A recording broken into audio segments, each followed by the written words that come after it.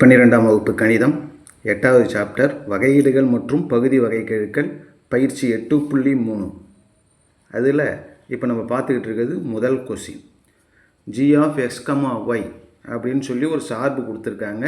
எல்லை மதிப்பு இருந்தால் இந்த லிமிட் வேல்யூ கண்டுபிடிக்க சொல்லியிருக்காங்க.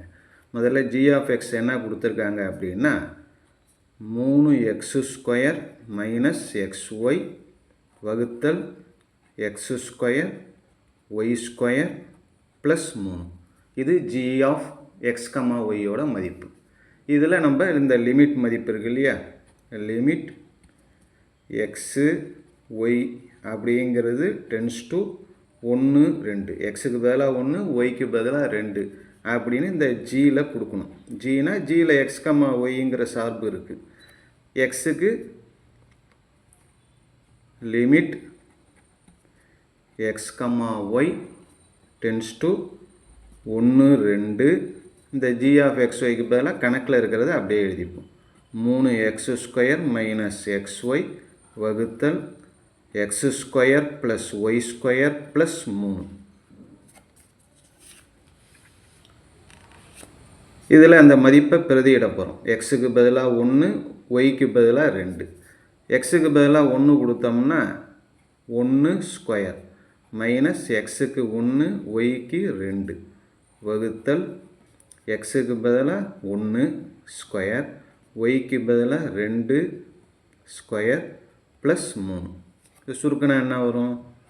1² 1 தான், 3 × 1 3 மைனஸ் 1 × 2 2, 3 மைனஸ் 2 வகுத்தல் 1² 1, 2²னா 2 × 2 4 ப்ளஸ் 3.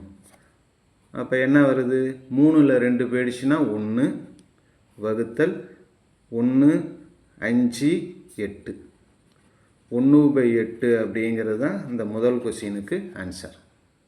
நெக்ஸ்ட், எல்லை மதிப்பு இருக்குமெனில் ஒரு லிமிட் கொடுத்துருக்காங்க. xy மதிப்பு 0, 0 அப்படின்னு இந்த மதிப்பில் பிரதியிடணும்.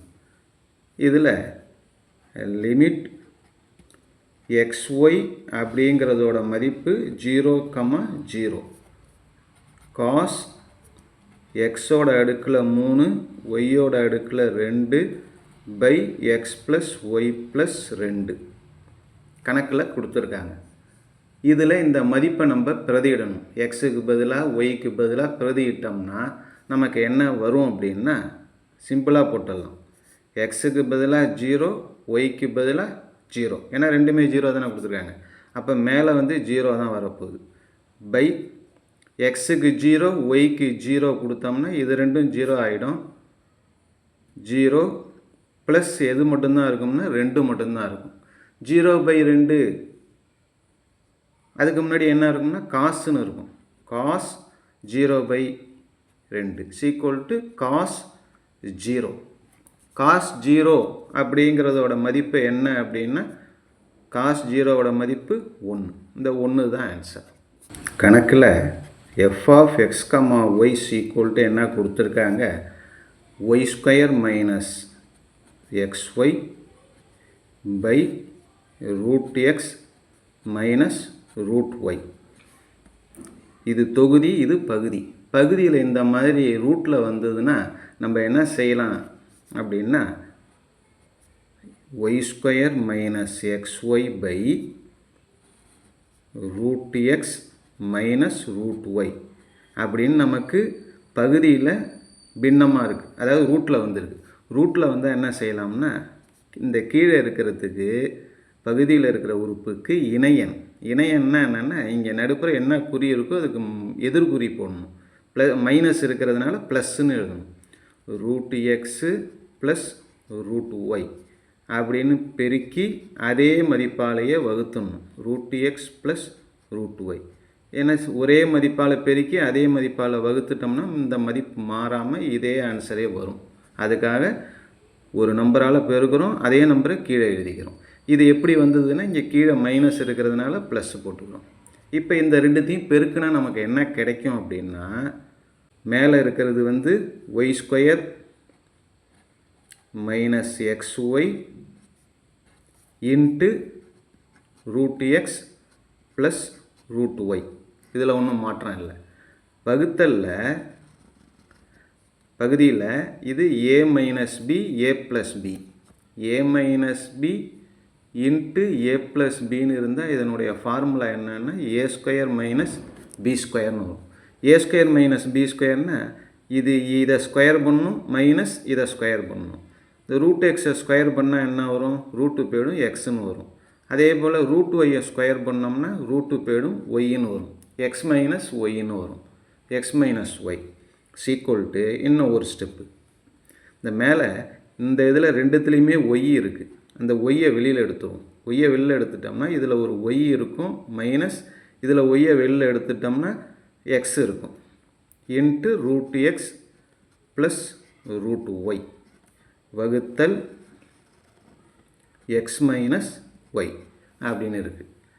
இதுக்கப்புறமும் ஒரே ஒரு சின்ன ஸ்டெப் என்னன்னா, கீழே இருக்கிறது அப்படியே இருக்கட்டும். கீழே வந்து எக்ஸ் மைனஸ் ஒய் இருக்குது, அதில் மாற்றம் இல்லை. மேலே வந்து இந்த ரூட் எக்ஸு ரூட்டு ஒய் இது அப்படியே இருக்கட்டும். இந்த மதிப்பு வெளியில் ஒய் இருக்குல்ல, அதுவும் அப்படியே இருக்கட்டும்.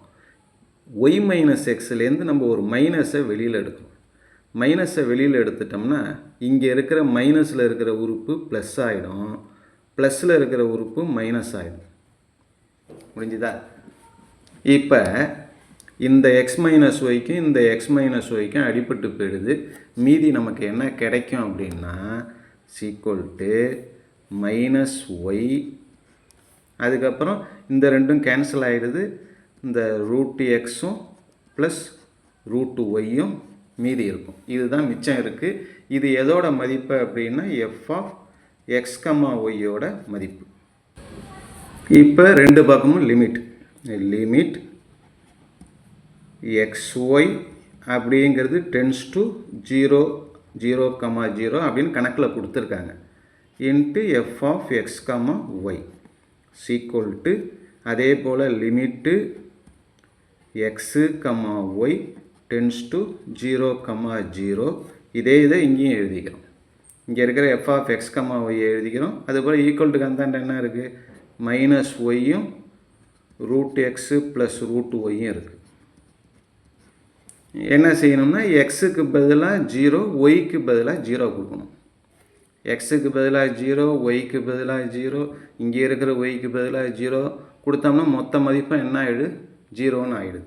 அதனால் இதனுடைய வேல்யூ என்ன வரும் அப்படின்னா 0ன்னு வரும். அவ்வளோதான். நமக்கு வந்து 0 தான் நிறுவ சொல்லியிருக்காங்க. சீக்குவல்ட்டு என்ன நிறுவ சொல்லியிருக்காங்க? 0 என நிறுவுக. அப்போ 0 வந்துடுச்சு, நிறுவப்பட்டது. அவ்வளோதான். Next question number 4. எல்லை மதிப்பு இருக்குமெனில் limit x comma y tends to 0,0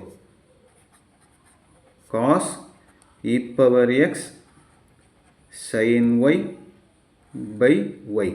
இதனுடைய மதிப்பை கண்டுபிடிக்க சொல்லியிருக்காங்க. இதனுடைய மதிப்பை என்ன செய்கிறோம்? சீக்குவல்ட்டு காஸ் அப்படிங்கிறத வெளியில் எடுத்துருவோம், லிமிட்டை உள்ளார கொண்டு வந்துடும். என்ன வரும்? இங்கே e power x sine y by y அப்படின்னு இருக்குது. இப்போ இந்த லிமிட்டை வந்து இந்த ரெண்டு இதாக பிரிச்சிடுறோம். அதாவது காஸ் அப்படியே இருக்கட்டும், limit x comma y tends to 0,0 இது அப்படியே இருக்கட்டும். இந்த இடத்துல என்ன செய்ய போகிறோம் அப்படின்னா இ பவர் எக்ஸ் அப்படிங்கிறதுக்கு ஒரு லிமிட்டாகவும் இன்ட்டு இதே limit x comma y tends to 0,0 இங்கே மீதி என்ன இருக்குது? சைன் ஒய் பை ஒய் அப்படின்னு ரெண்டு லிமிட்டாக பிரிச்சுக்கிறோம். ஒரு லிமிட்டுக்குள்ளே இருக்கிற ரெண்டு உறுப்பை இந்த மாதிரி ரெண்டு இ பவர் எக்ஸ் ஒரு லிமிட்டு, மீதி இருக்கிறதெல்லாம் ஒரு லிமிட்டாக பிரிச்சுக்கிறோம். சீக்குவல்ட்டு காஸ் எக்ஸுக்கு பதிலாக 0 ஒய்க்கு பதிலாக 0 கொடுத்தா இ பவர் 0ன்னு வரும். இ பவர் 0 முடிஞ்சிச்சு இன்ட்டு லிமிட் ஒரு ஃபார்முலா ஒன்று இருக்குது. Limit sine theta by theta theta tends to 0 sine theta by theta equal to 1 அப்படின்னு நம்ம 11ஆவதுலேயே படிச்சிருக்கோம். அதோட மதிப்பு வந்து 1 அப்படின்னு. அதை தான் இங்கே நம்ம உபயோகப்படுத்த போகிறோம். Theta tends to 0 sine theta by theta தீட்டாவுக்கு பதிலாக ஒய் இருக்குது, அவ்வளோதான். இங்கே இருக்கிற ஒய்க்கு பதிலாக 0ன்னு கொடுக்க போகிறோம். ரெண்டுமே 0 தானே, அதனால் 0ன்னு கொடுத்தோம்னா இதனுடைய மதிப்பு என்ன வரப்போகுது, 1ன்னு வரும். e⁻0 மதிப்பும் 1 தான். 1 × 1 1 தான். அப்போ சீக்வல்ட்டு நமக்கு என்ன வரப்போகுது அப்படின்னா cos 1 அப்படின்னு வரும். இதுதான் answer. Question number 5. g of xy equal to x square y by x power 4 plus y square. g of xy அப்படிங்கிறது கணக்கில் கொடுத்துருக்கிறது x square y by x power 4 plus y square. நல்லா ஞாபகம் வச்சிங்க. இப்போ முதல்ல சப்டிவிஷன் 1ல் என்ன சொல்லியிருக்காங்க, y equal to mxன்னு கொடுத்து அந்த நேர்கோட்டு பாதையில் இந்த லிமிட் மதிப்பு g equal to 0 அப்படின்னு நிறுவ சொல்லியிருக்காங்க. அப்போ ஒய்க்கு பதிலாக நம்ம என்னன்னு எடுத்துக்க போகிறோம், y equal to mx என்க. கணக்கில் கொடுத்துருக்கிற ஜியில் ஒய் வர இடத்துல என்னன்னு எடுத்துக்கணும், mxன்னு எடுத்துக்கணும். இப்போ கணக்கில் லிமிட் கொடுத்துருக்காங்களே, லிமிட் xy டென்ஸ் டு 0, 0 இந்த இடத்துல என்ன இருக்குது, g of x, y equal to limit x, y tense to 0, 0 இதை எழுதணும். x square y by x power 4 plus y square. இந்த equal to limit xy tends to 0, 0 x square. yக்கு பதிலாக நம்ம என்னன்னு எடுத்துருக்கிறோம், mx. அதனால் y வர இடத்துல mx வகுத்தல் x power 4 ப்ளஸ் ஒய்க்கு பதிலாக mx அப்படின்னா y ஸ்கொயருக்கு என்ன வரும்னா m ஸ்கொயர் x ஸ்கொயர்னு வரும். equal to limit x, y tends to 0, 0 equal to x square into mx by ரெண்டுத்துக்கும் பொதுவாக x ஸ்கொயரை வெளியில் எடுத்துரும். எக்ஸ் ஸ்கொயரை வெளியில் எடுத்துட்டால் இதில் மீதி என்ன இருக்கும், ஒரு எக்ஸ் ஸ்கொயர் இருக்கும். ப்ளஸ் எக்ஸ் ஸ்கொயரை வெளியில் எடுத்துட்டால் மீதி ஒரு எம் ஸ்கொயர் இருக்கும். இவ்வளோதான். இதில் இந்த எக்ஸ் ஸ்கொயரும் கேன்சல் ஆகிடுது. ரெண்டும் கேன்சல் ஆகிடுச்சுன்னா இப்போ எக்ஸுக்கு பதிலாக 0, ஒய்க்கு பதிலாக 0 கொடுத்தோம்னா இங்கே எக்ஸுக்கு 0 கொடுத்தா 0 × m 0 அப்படின்னு மேலே பை கீழே எக்ஸுக்கு பதிலாக 0 கொடுத்தோம்னா இந்த இடம் 0 ஆகிடும். 0 ப்ளஸ் என்ன வரும் அப்படின்னா எம் ஸ்கொயர்னு வரும். 0 ப்ளஸ் எம் ஸ்கொயர். இதனுடைய மதிப்பு நான் 0/m² ஈக்குவல் டு 0. கணக்கில் இதை தான் நிறுவ சொல்லியிருக்காங்க. அதனால் நிறுவப்பட்டது. சப்டிவிஷன் 1 நிறுவப்பட்டது. அடுத்தது ரெண்டாவது சப்டிவிஷன், சப்டிவிஷன் 2. சப்டிவிஷன் 2ல் அதுலேயும் இதே g of x, y தான். என்னன்னு இருக்குது, x square y by x power 4 y square. x square y வகுத்தல் x power 4 plus y square. g of x, y. இந்த கணக்கில் ரெண்டாவது சப்டிவிஷன் இருக்குல்ல, இதில் வந்து ஒய்க்கு பதிலாக என்னன்னு எடுத்துக்க சொல்லியிருக்காங்க, kx² எடுத்துக்க சொல்லியிருக்காங்க. அதனால் இங்கே வர ஒய்க்கு பதிலாக y equal to kx² என்க. ஒய்க்கு பதிலாக kx² வச்சுக்கிறோம். இப்போ என்ன வரும் பாருங்க, limit x, y tends to 0, 0 g of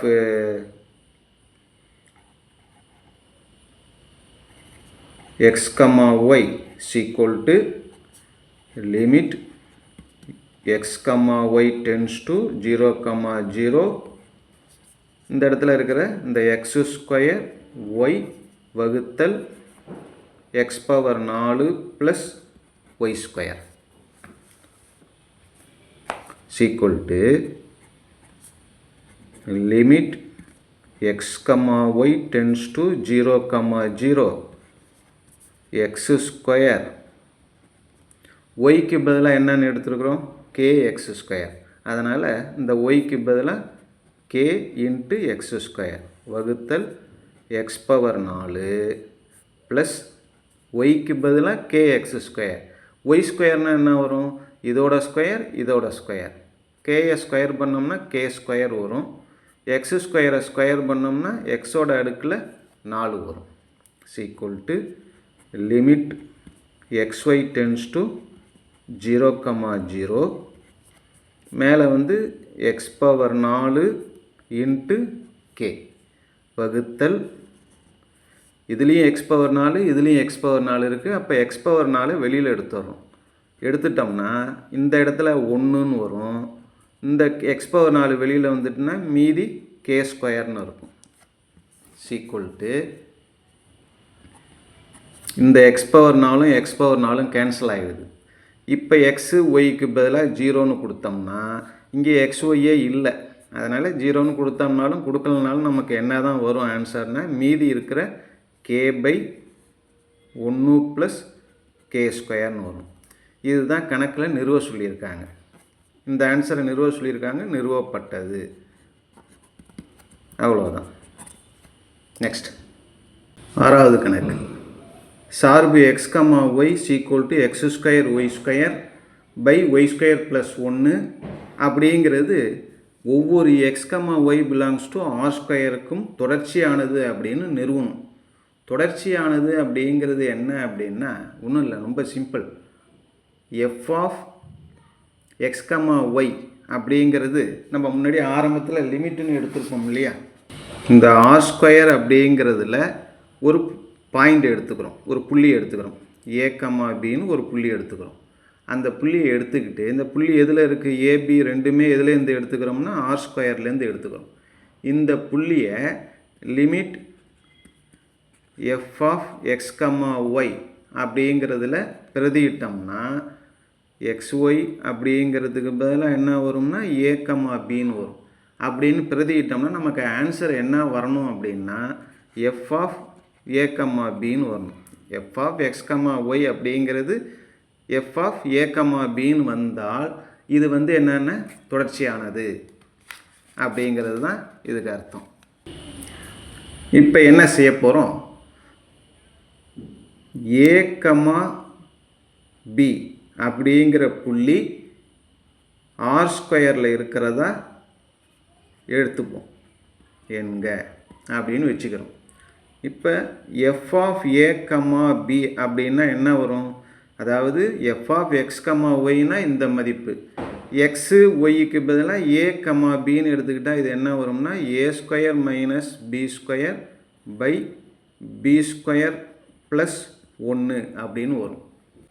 a, b என்ற புள்ளியில் இந்த மதிப்பு வருது. இது சமன்பாடு 1ன்னு எடுத்துப்போம். இப்போ அடுத்தது limit x, y tends to a, b. நம்ம ஒரு புள்ளி எடுத்துக்கிட்டோம்ல, அந்த a, b இந்த f of கணக்கில் இருக்குல்ல x, y equal to அதே limit x, y tends to a, b. இந்த இடத்துல இருக்கிறது என்னன்னா x² - y² by y² + 1. இப்போ என்ன செய்ய போகிறோம்? இதில் பிரதியிட போகிறோம். எக்ஸு ஒய்க்கு பதிலாக ஏ, பின்னு இதில் பிரதியிட்டால் என்ன வரப்போகுது? எக்ஸுக்கு பதிலாக ஏன்னு கொடுக்க போகிறோம். அப்போ a². ஒய்க்கு பதிலாக பின்னு கொடுத்தோம்னா b² பை ஒய்க்கு பதிலாக பி கொடுத்தோம்னா b² + 1 அப்படின்னு வரும். இது 2. Limit x, y tends to ab f of xyங்கிறதோட மதிப்பு இது. அதே f of a, bயோட மதிப்பு இது. இந்த வேல்யூ இந்த வேல்யூ ரெண்டுமே சமமாக இருக்குது. 1 மற்றும் 2லிருந்து ரெண்டுமே சமமாக இருக்கிறது, வலது பக்கம் சமமாக இருக்கிறதுனால இடது பக்கம் இருக்கிறது சமம். இடது பக்கம் என்ன இருக்குது? Limit x, y tends to a, b f of x, y அப்படிங்கிறது என்னன்னு இருக்குது? இங்கே f of a, bன்னு இருக்குது. கணக்கில் நம்ம இதை நிறுவனம்னாலே நமக்கு என்னென்னா இந்த f of x, y அப்படிங்கிறது f of x, y என்பது a, bயில் தொடர்ச்சியானது நிறுவப்பட்டது. அவ்வளோதான். Question number 7. g of x, y அப்படிங்கிறது என்ன கொடுத்துருக்காங்க? e⁻y sin x by x. இது கணக்கில் கொடுத்துருக்கிறது. இதோடு சேர்த்து இன்னொன்று என்ன கொடுத்துருக்காங்க? g of 0, 0 = 1. இதுவும் எடுத்துப்போம். இதை வந்து 1ன்னு வச்சுப்போம். இது கணக்கிலே கொடுத்துருக்காங்க, அதனால் அதை அப்படியே எடுத்துப்போம். இப்போ அடுத்தது லிமிட் xy டென்ஸ் டு 0, 0. ஏன்னா 0, 0வில் தானே கேட்டிருக்காங்க தொடர்ச்சியானதுன்னு. அதனால் g of x, y = limit x, y tense to 0, 0. இங்கே இருக்கிற e⁻y sin x by x = limit x, y tense to 0, 0. இந்த லிமிட்டை ரெண்டாக பிரிச்சுப்போம். e⁻y 1 into limit x, y tense to 0, 0. மீதி இருக்கிற sin x by x. இப்போ நமக்கு நல்லா தெரியும் limit sin x by x, x tense to 0, sin x by x அப்படின்னா அதனுடைய மதிப்பு என்ன அப்படின்னா 1. இதனுடைய மதிப்பு 1. இந்த இடத்துல எக்ஸுக்கு பதிலாக 0 கொடுத்தோம். எக்ஸுக்கு 0, ஒய்க்கு 0ன்னு கொடுத்தோம்னா e⁻0ன்னு வரும். e⁻0 அப்படின்னா அதனுடைய மதிப்பும் 1 தான். 1 × 1 = நமக்கு என்ன கிடைக்க போகுது அப்படின்னா 1 தான் வரும் இல்லையா? 1 தான் வரும். இது சமன்பாடு 2ன்னு வச்சுப்போம். சமன்பாடு 2. இப்போ 1வது சமன்பாடு, 2வது சமன்பாடு. 1 மற்றும் 2லிருந்து நமக்கு என்ன தெரியுது? Limit x, y tense to 0, 0 g of xyக்கு. அதனால் இந்த ஆன்சரும் 1, இந்த ஆன்சரும் 1. RHS ரெண்டும் சமம். அதனால் LHS ரெண்டும் சமம். LHS என்ன? 1 வந்து LHS இது. இன்னொரு LHS என்னென்னா g of 0, 0. இது கணக்கிலே கொடுத்துருந்தது. g என்பது கணக்கில் வந்து தொடர்ச்சியானதுன்னு கேட்டிருக்காங்கல்ல, அது தொடர்ச்சியானது எங்கே? 0, 0. அவ்வளோதான், நிறுவப்பட்டது.